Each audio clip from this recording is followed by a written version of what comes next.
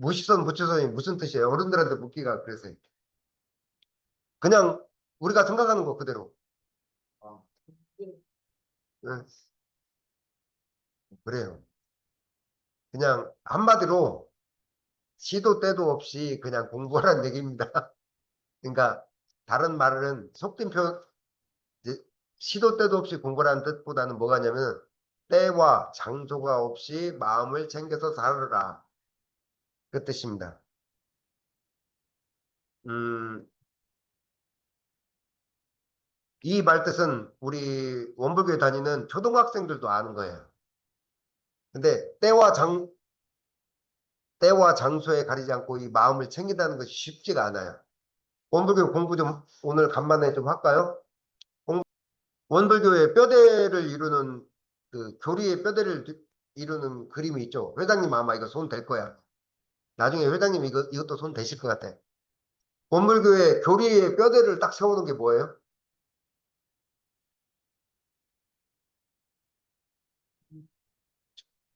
원불교의 그 진흙에 보면은 우리 옛날 진흙 인형 만들면은 이 손도 여기에 이 안에 뼈들이 다 들어가 있잖아요. 마찬가지로 원불교의 뼈대를 딱 세우는 게 뭐냐면은 교리도예요. 근데 교리도도 딱 보고 나면은 그렇구나라고 아는데 우리 교도님들은 그냥 더 쉽게 설명을 나중에 교리도 공부는 따로 할 거예요. 자, 지금 제 뒤로 보이는 회장님의 그 서각 위에 있는 게 뭐예요? 금박으로 딱 이렇게 입힌 게 원불교는 이론상의 진리를 신앙을 해요. 아니 이론상의 진리를 이렇게 신앙의 대상으로 삼았어. 그러니까 이론상이 아니고 사실은 십자가를 저기다 올려놔도 맞다 틀리다? 틀리진 않아요. 다만 우리는 김치찌개, 된장찌개 하듯이 대종사님은 이론상으로 표준을 삼았을 뿐이에요. 뭔가 화장실 앞에서 신고하기는 좀 그렇잖아요.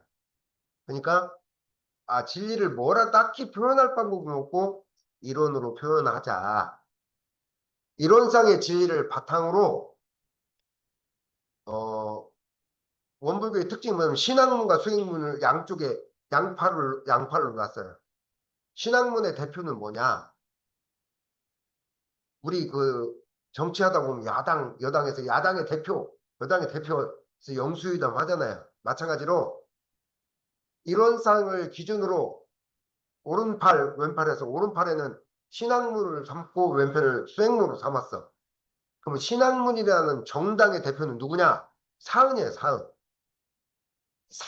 사은이고 수행문이라는 정당의 대표는 뭐냐? 사막입니다, 사막. 그래서 원불교는 신앙과 수행문을 같이 양손처럼 써요. 그래서 그 내려온 게 사은에서 내려온 게 실제적으로 우리 삶 속에 쓸 게 뭐냐? 그동안 공부했던 처처불상을 말하는 거예요. 자, 처처불상 사사불공이라고 따라 붙잖아요. 근데 사실은 처처불상 하나에 사사불공이 들어가 있어요. 우리 회장님, 인타원님 얼마나 소중하신 분이라고 제가 회장님 부처님으로 딱 보는 순간 볼 때마다 고맙고 감사하고 그래요. 그러면 어때요? 들공이 처처불상으로 보는 순간 들공은 따라가게 돼 있어요. 그래서 처처불하고 가로 열고 사사불공이고 자, 자 이쪽으로 사은에서 가는 거예요. 사은 우리를 둘러싼 모든 것이 부처님이다라는 처처불이라는 사상이 생겼어요. 삼쪽에서 그렇게 살자. 자, 이쪽에서 이론상을 기준으로 왼팔, 수행문으로 와서 사막, 정신수양, 사리연구, 작업치사를 실생활에서 무엇을 하자고 하는 거냐? 무시선을 하자고 사막을 밝힙니다. 무시선. 자, 무시선은 뒤에 뭐가 따라붙어요? 무초선이 따라붙죠. 그러니까 따로 시간이 없이 공부를 마음을 챙기라는 건데 무시선, 무초선 한마디로 줄이면 무시선입니다.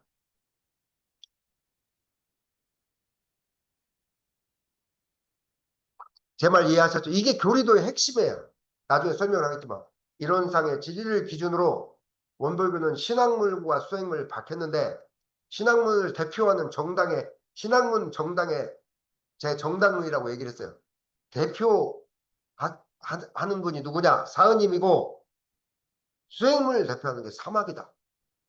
그걸 바탕으로 현실 우리가 땅을 디디고 있는 이 현실에서 살아나가려고 하는 게 처처불 나를 둘러싼 모든 것들이 부처 아님이었구나. 다 공을 들이면서 살자. 처처불상 사살불공이 나왔고 수행문을 대표하는 게 때를 따라서 장소에 구애움 없이 마음을 챙기고 살자. 그게 무시선이라는 얘기입니다. 제가 설명을 좀 어렵게 하나요? 자, 여기에서 그럼 무시선에 그런 거 있잖아요. 착하게 살자, 바르게 살자 하지만 착하게 살고 바르게 사는 것은 쉽지가 않아요. 평생. 여든이 넘어서도 착하고 바르게 사는 것은 쉽지가 않아. 착하고 바르게 살 수 있는 어떤 훈련이 돼 있어야 돼요. 마음의 중심과 훈련이 되지 않으면은 착하고 바르게 산다는 건 쉽지가 않아. 마찬가지로 우리가 삶 속에서 때때로 장소에 구애 없이 마음 공부를 하려고 하면은 무시선에 어떤 뼈대라는 게 있어야 돼. 뼈대라는 게. 무시선의 뼈대를 오늘 말씀드리고 싶은 거예요. 뼈대는 뭐냐?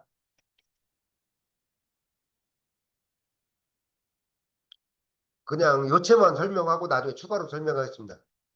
무시선의 뼈대는 딱 두 가지로 갈라집니다. 삶 속에서. 오늘 회장님이 서각을 해보셨습니다. 진공묘유 밑에 저 어마무시한 반야심경을 판 거 보이시죠? 저게 얼마나 손이 많이 갈지 상상도 안 됩니다. 뭐냐면은 우리의 삶이 무엇으로 이루어졌냐 하면은 진공을 바탕으로 묘하게 있어진다는 얘기예요. 자, 오늘 선풍기 돌아갑니다. 선풍기 돌아가죠? 근데 선풍기 돌아가는 저 모양 말고 선풍기 프로펠러 뭐라고 돌아가는 저 안에 보여요, 저게?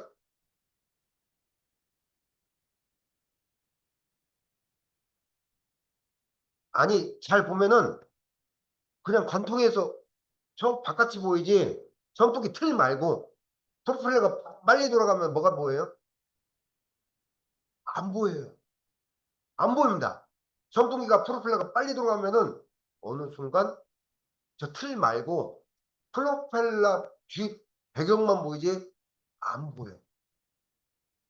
무슨 얘기냐면은 우주의 이치가 진공으로 돼 있어. 그렇게. 근데 프로펠러가 그 순간순간을 찰나찰나에 없어요? 너무 빨리 돌아가니까 안 보일 따른 게 찰나찰나에 있다는 얘기예요. 그걸 진공이라고 해요. 공짜는 뭐냐? 없어서 공이 아니라 찰나찰나가 너무 많은 너무나 참으로 차 있어서 진공이라고 해요. 그러니까 우리가 생각할 때 공하면 비었다, 없다 그렇게 생각하는 게 아니라 진공 뭐냐면 참진짜예요. 진공 뭐냐면 꽉 찼다.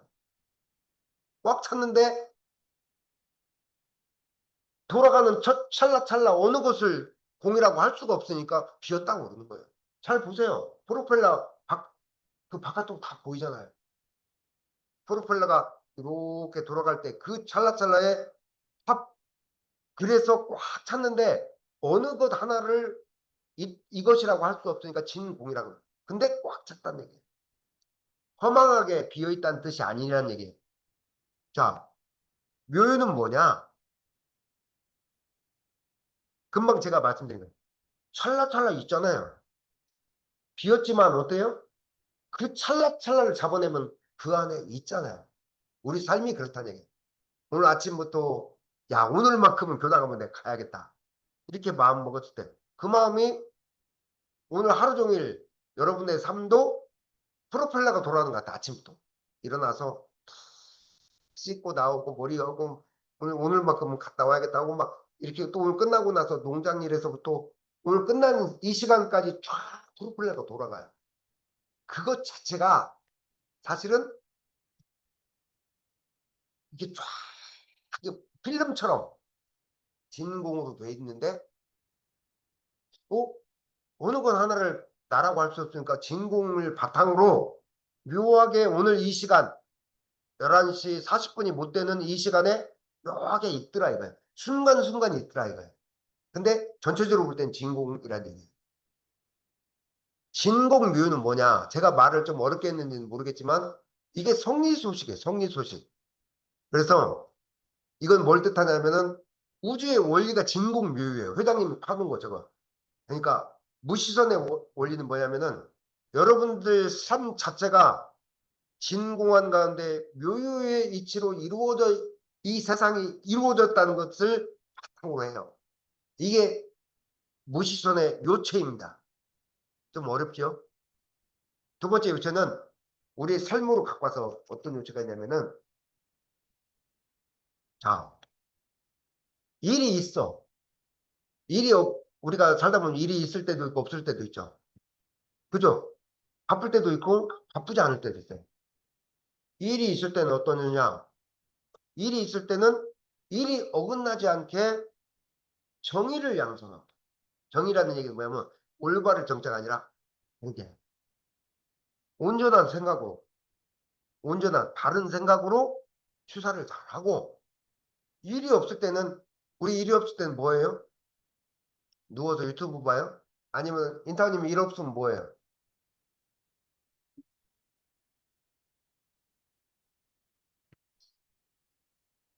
일 없으면 뭐예요? 일을 찾아서 좀 일선녀님은 일 없으면 괜히 아들방에다 문 열었다 닫았다 해요? 괜히 뭔가 허전해. 아들방 문 잠그고 너 문 잠그지 말라고 했지 뭐 이런 얘기만 그 일을 만들었단 말이야. 그러지 말고 왜 제가 아느냐 모든 엄마들이 다 그러니까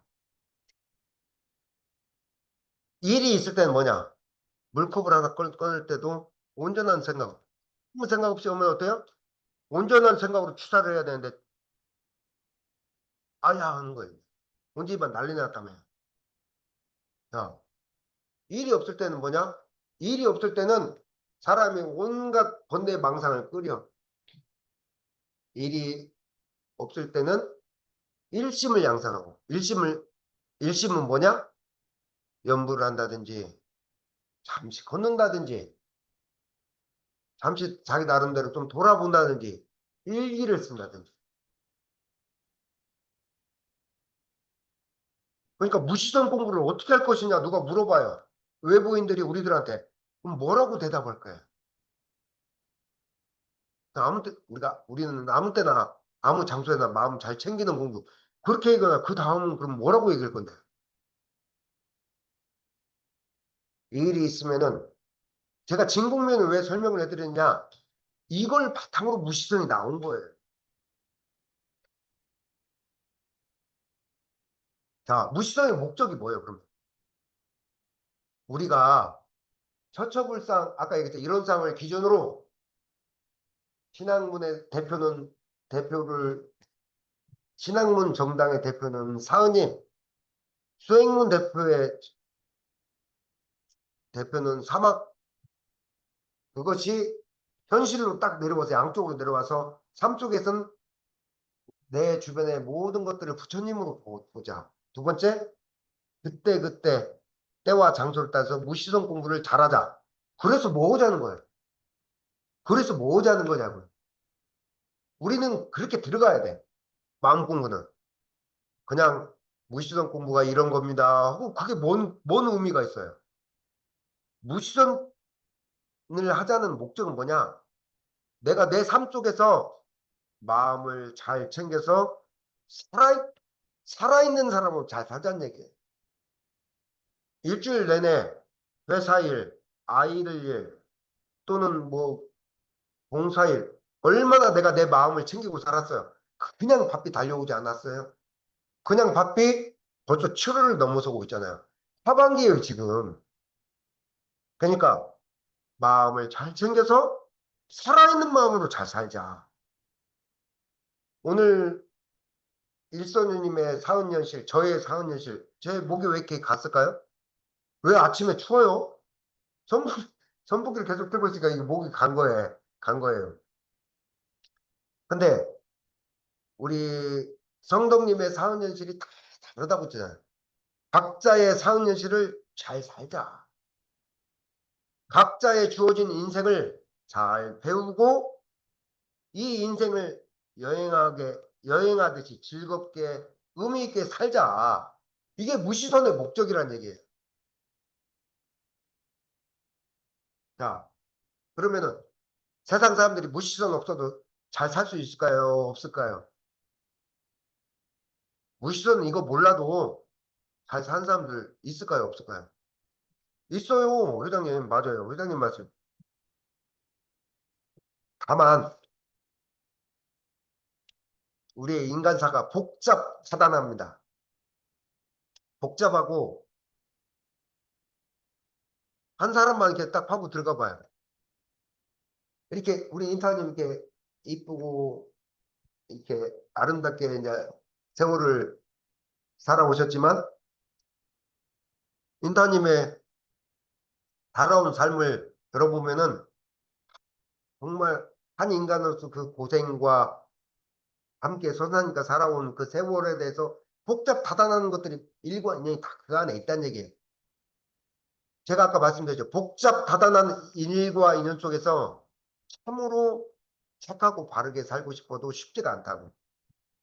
그러니까 마음 안 챙겨도 잘 사는 사람들은 있어요.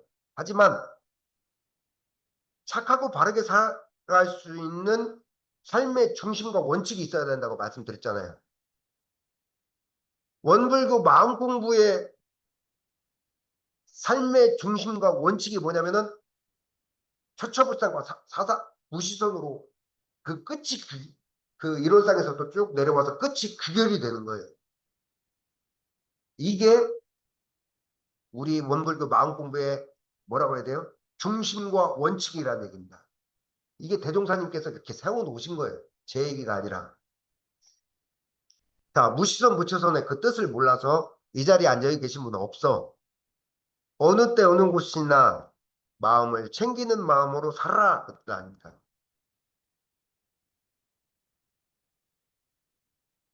예를 들어서 삼세를 관통하는 나.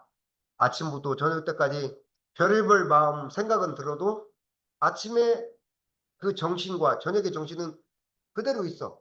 내 생각과 감정은 요동을 지켰을 지언정. 그 다음에 온전한 생각으로 취사하자. 진공미유다. 또는 공과 원과 정으로 이루어져 있다. 이게 다 뭐냐? 무시선의 바탕 원리들이란 얘기예요.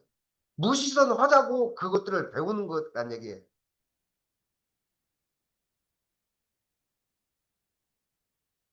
때와 장소를 가리지 않고 마음을 챙겨서 살자. 오늘 주부님이 아침에 저랑 와서 발가락 쩔뚝거리고 도시락을 이렇게 좀 준비해서 왔어요. 그 다리로 이렇게 들고 어떻게 왔는지 모르겠어요. 근데 주부님 말씀 중에 방심하지 않는 게 참 큰 공부 같다라고 하셨어. 삶 속에서 방심, 마음을 놓고 되는 일이 없어. 마음 챙겨야 돼. 마음 챙겨야 그 당도 오는 거고, 마음 챙겨야 이놈의 자식, 이놈의 아들 자식이든 딸 자식이든 애들도 다 마음 안 챙기고 내 뜻대로 오면 금방 어그드해요 그냥.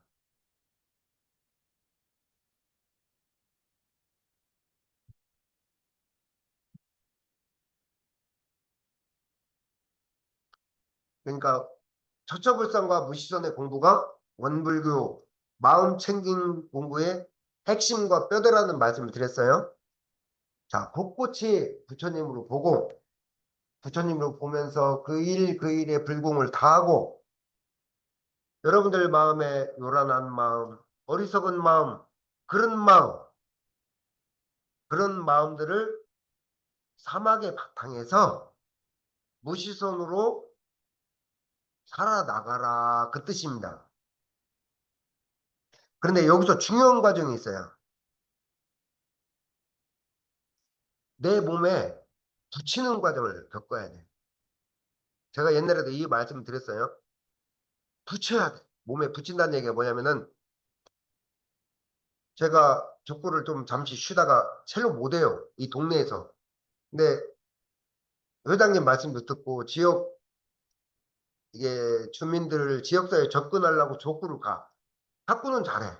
검도는 20년 했기 때문에 뭐 남도 지도할 실력이 되고 탁구도 10년 정도 했기 때문에 요 탁구장 요 탁구장에서는 상위 클래스야. 근데 족구는 하위 클래스야. 첼로 못해 제가.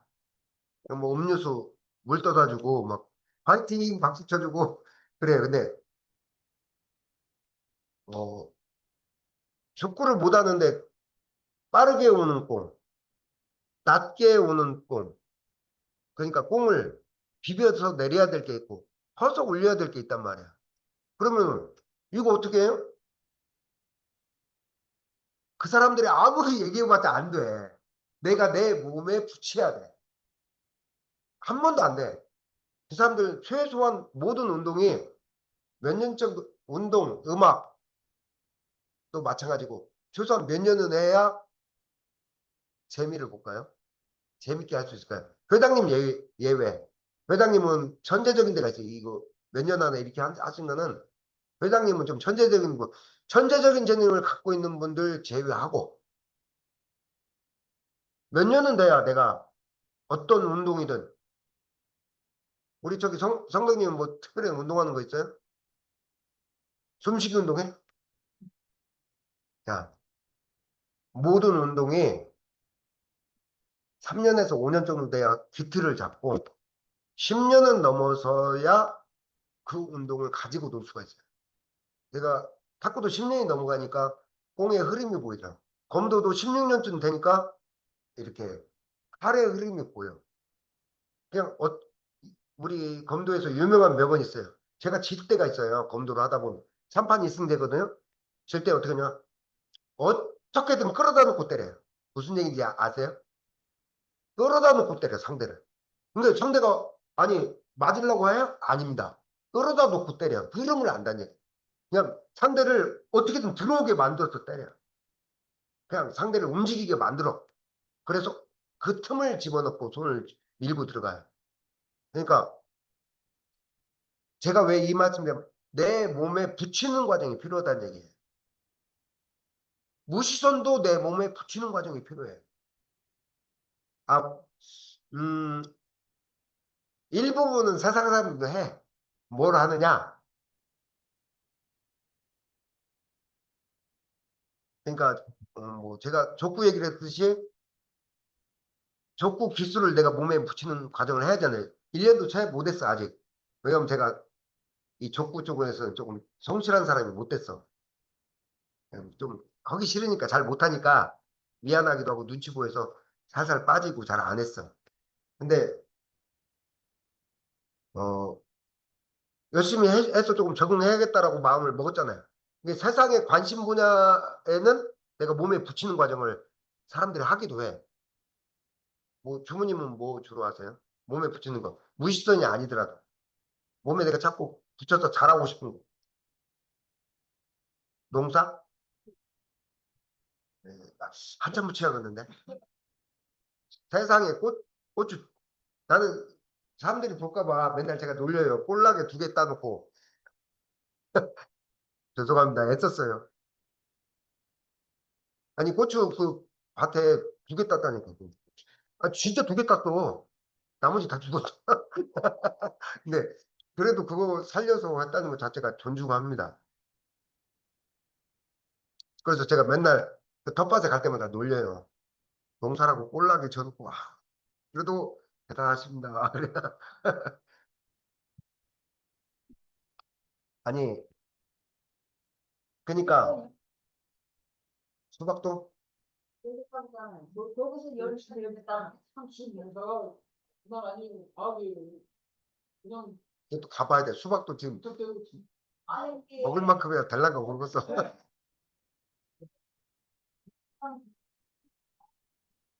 그, 아니 그래도 2푸대도 아니고 2봉지도 아니고 2개 땄다니까.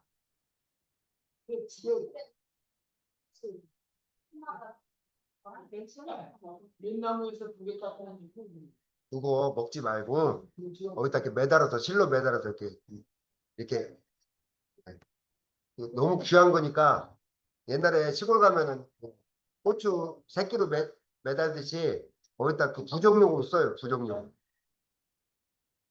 야, 그러니까 마음 공부를 하는 사람들은 몸에 붙이는 이 연습을 해야 돼. 그런데 내 몸에 붙이는 공부를 하는 사람이 많지가 않아.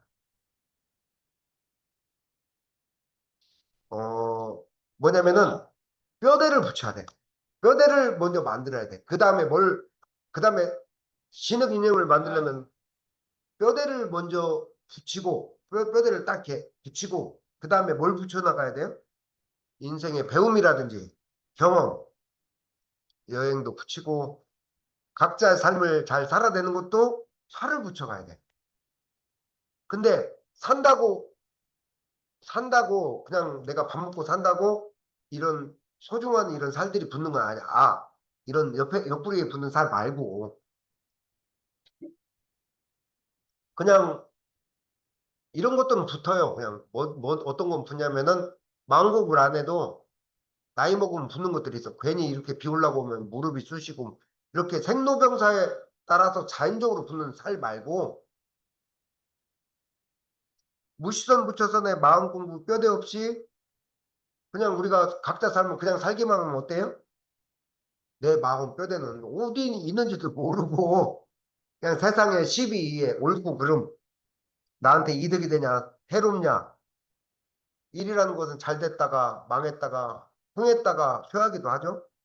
생로병사 따라서 그냥 이 경기에 따라 저 경기에 따라 그냥 이 경기에 따라서 휙 마음이 가버리고 저 경기에 따라서 휙 마음이 휩쓸려 가지고 인생의 소중한 시간을 낭비하고 허망한 인생을 돌아보는 날이 온다니까 인생 짧다니까요.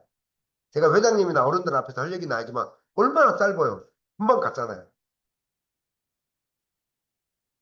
정말 이렇게 마음의 뼈대, 마음 공부에 제가 오늘 뼈대를 세워주고 있잖아요. 이런 뼈대를 세워놓지 않으면은 여러분들은 무겁고 쓸데없고 허망한 어떤 그냥 이생의 업의 살들만 가득 붙여놓는단 말이에요.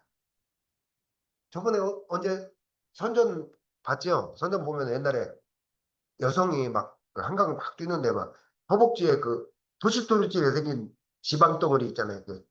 이런 살이 붙어가지고 막 안 떨어지는 선전이 있었어요. 그런 선전이 있었어. 뭐냐면 살이 안 빠진다는 얘기야. 이렇게 그 지방 살이 허벅지에 붙어가지고 나를 버리지 말고 막 그 딱 붙어 있는 그런 선전이 있었는데 그러니까 그런 어떤 잘 떨어지지 않는 살들만 몸에 붙게 된다는 얘기예요.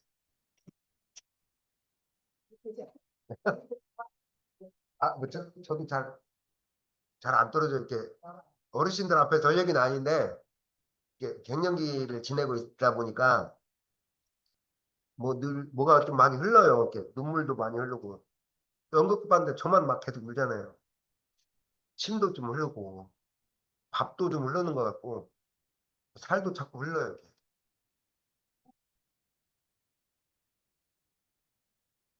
그러니까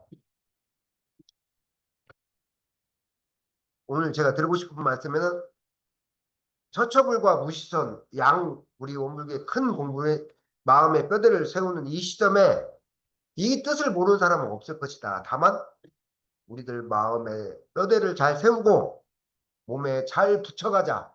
그래야 삶 속에서 잘 살 거 아니에요. 덕을 볼 거 아니야. 우리가 일반 세상 사람들만 못해서야 되겠어요? 잘 살아야 돼. 돈을 많이 벌고 일이 무조건 잘 되다 그 뜻이 아닙니다. 각자 주어진 현실이 있어요. 정은도 선생님의 인생이 있고 우리 성도님의 인생이 따로 있어요. 한번 속 깊게 돌아보자는 얘기입니다.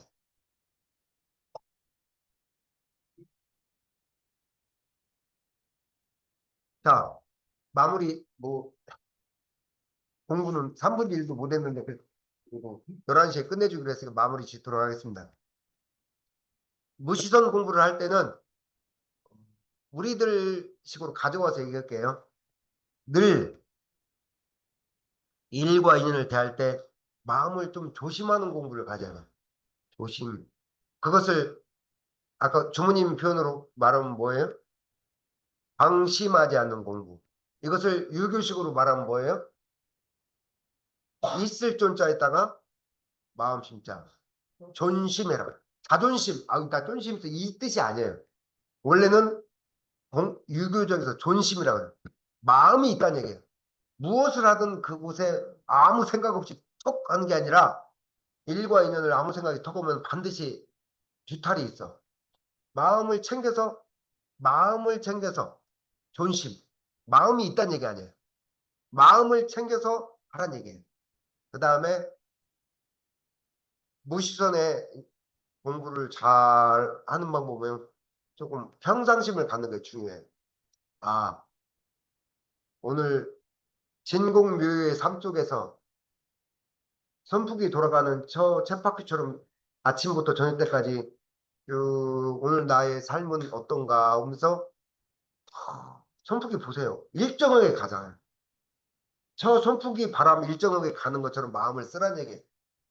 일이 생기면은 그때 당해서 일심으로 어그러지지 않게 존심을 잘 챙기고 어느 막 감정의 격동에서 확 간다든지 이런 것들은 무시선 조금 자제하라는 얘기입니다. 마지막으로 무시선에 움직이나 앉으나 마음을 잘 챙겨가자는 얘기입니다.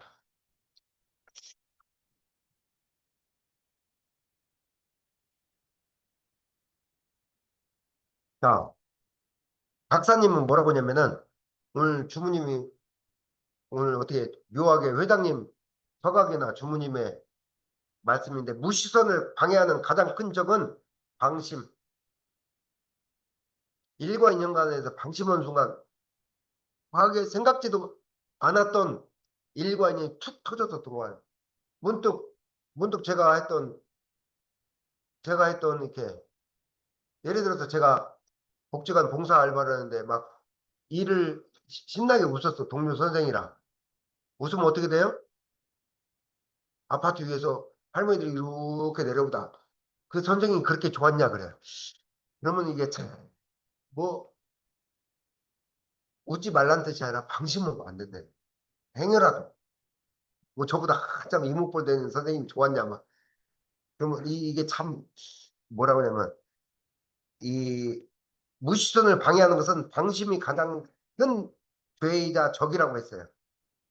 늘 일상생활에서 저 돌아가는 것처럼 분리자성, 내 본성이 떠나지 말자. 그리고 일을 할 때는 오늘 그 일에 최선을 다하되 집착, 집착해서 내 살에 붙여놓고 그러지 말고 그 일에 최선을 다하자.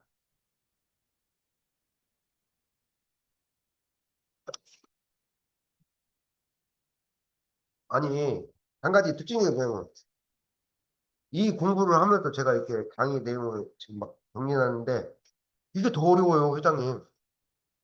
강의 내용이 더 어려워. 쉽게 강의 내용이 제가 공부하는데도 어려워. 오히려 이렇게 설명하는 게 쉽게 설명하는 것은 더 어렵네, 또. 자, 오늘 강의는 여기까지 무시선법에 대해서 마치겠습니다. 자, 그래도 우리